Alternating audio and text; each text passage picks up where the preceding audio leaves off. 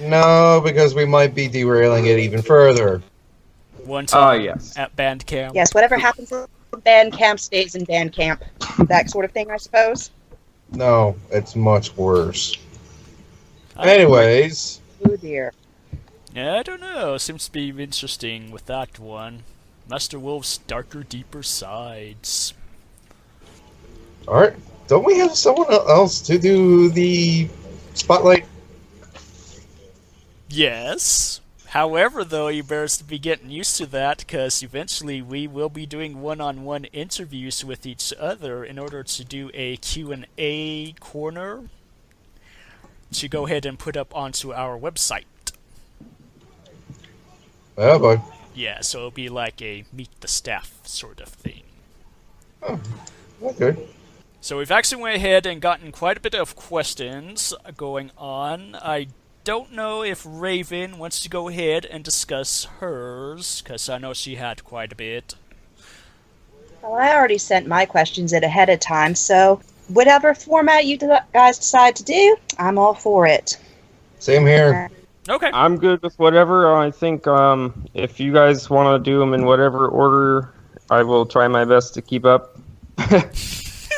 I'm going to admit this right now, I'm not good at interviews, so bear with me, but yeah, here we go. Alright, well, we'll go ahead and start off simple. Introduction. What do you guys do? Introduction. All right, well, I go by Stripes, or the longhand of that would be Stripes the Lombax. My partner is Spots, or the longhand of that would be Spottius Rex. He's a king cheetah.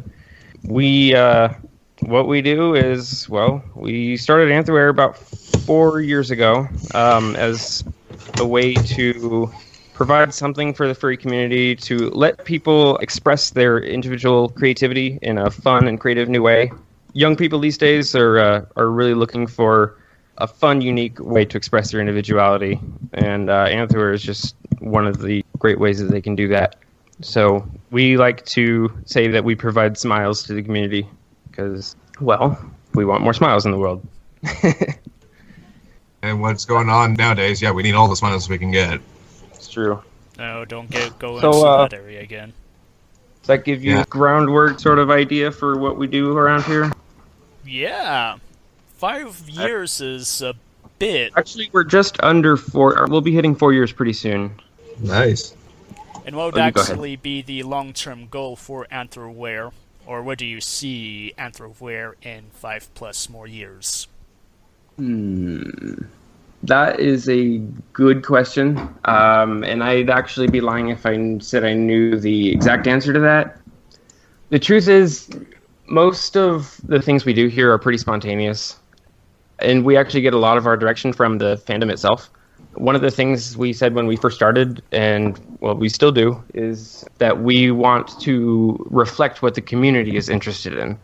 So we end up taking a lot of suggestions from the community, and it's led to some really great things.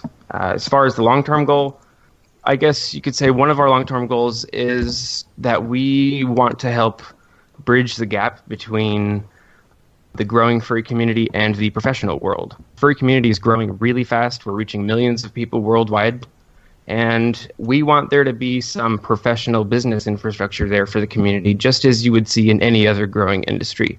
So we actually have some friends who we work with who are in the job of creating opportunities for people and small businesses within the furry community. An example of that would be a new hosting company that we're actually working with called FurHost. A good friend of mine who's helped me with AnthroWear and getting our site running, he's starting this new hosting company, which basically it's... You guys are still there? Hello? I think they might have dropped out. Oh boy. Dun, dun, dun, dun, dun. And that's such a good story. Ah, Yes, it was just getting good. I know. Can you hear me? Yeah. Yeah. There we Sorry, go. my mic got unplugged. Where did I leave off? You were Whoops. mentioning about the involvement of businesses within the community. Yes, you were at FurHost. Okay, cool. Let's see. A friend of mine named Atoro, he helped me with getting AnthroWear set up on his hosting server, And he sort of helped me design and put together and do a lot of the back-end stuff on the web store. A lot of the technical work that I don't know how to do, he was just a lifesaver there in helping me get set up with a lot of that. He's starting this Fur Host, which is basically, they're going to be doing that on a large scale for people and small businesses within the furry community, just to help people get started. And we really want to see some good, well-connected business infrastructure in the furry community. We want to start building a booming industry out of this. So one of my favorite sayings is, be the change you want to see in the world. And if bringing color and smiles to the world is our way of doing that, I think it's a pretty good start. I think we just really want to see the business community of the furry fandom start to flourish. It's not necessarily a question about what's profitable, but about what's bringing joy to the lives of others. And that's what I think is our long-term goal. Yeah, especially with the recent boom in furries with Zootopia. Oh, yeah.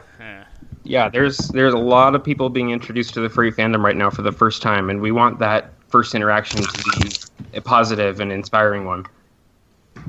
I'm actually curious if you have seen any increases in activity of sales or anything like that after Zootopia.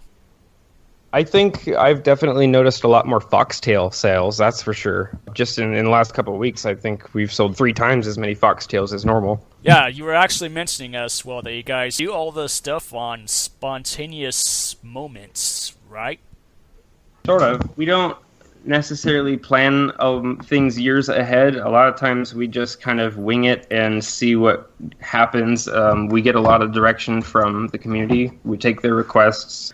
Basically what the fans want to see, we try. And I think it's a very organic process here. It doesn't have to be too planned out. With it, are you guys more of the introverts or extroverts? Okay, definitely introvert. I'll say that right off the bat. Kit and I have always been pretty shy, I guess you could say. But being part of the furry community is helping me a lot, that's for sure. I mean, just having to talk to thousands of people and talk to people face to face at like conventions and stuff, it really opens me up. It's taught me to just, I don't know, believe in myself a little more and just get out there. Like, don't be afraid to get out there and talk to people. It seems to be quite a bit of a balancing act, socializing, Yeah. interacting, doing all of this stuff with outreach. But yeah, at the same time, it's a preference of just being with yourself. Yeah, really. A lot of introverts, I mean, I hear a lot that they they're just more comfortable being alone. It's not that they don't like people, but it's just that it's like a drain on energy to have to interact with people all the time. So I sympathize with that a lot. Now, the big question. How was it that you were introduced into the furry community? Well, let's see. I've been heavily involved with the fandom since my teenage years, really. I guess I was 15 or so at the time. I used to just love to draw animals and, like, my favorite video game characters, and I first actually got involved on Fur Affinity years and years ago, just sharing my art and finding other people's art and just getting to know people, really. I didn't have a whole lot of friends in real life, but, I mean, you know, being always kind of shy and in my own world, I ended up finding harmony and acceptance in the furry community, and I've made countless friends, a lot of real positive impacts on my life, which I'm really grateful for. Honestly, I feel like I owe a bit of a debt of gratitude to the furry community for accepting me with open arms as a child and teaching me that it's okay to be different and that we're really all just in this together. I've seen more loving, caring, and genuine group of people in the furry fandom than anywhere else in the world, and that's something I'm really proud to be a part of. Most definitely. Mm-hmm. Now, what are some of the biggest challenges you've come across with on running AnthroWear?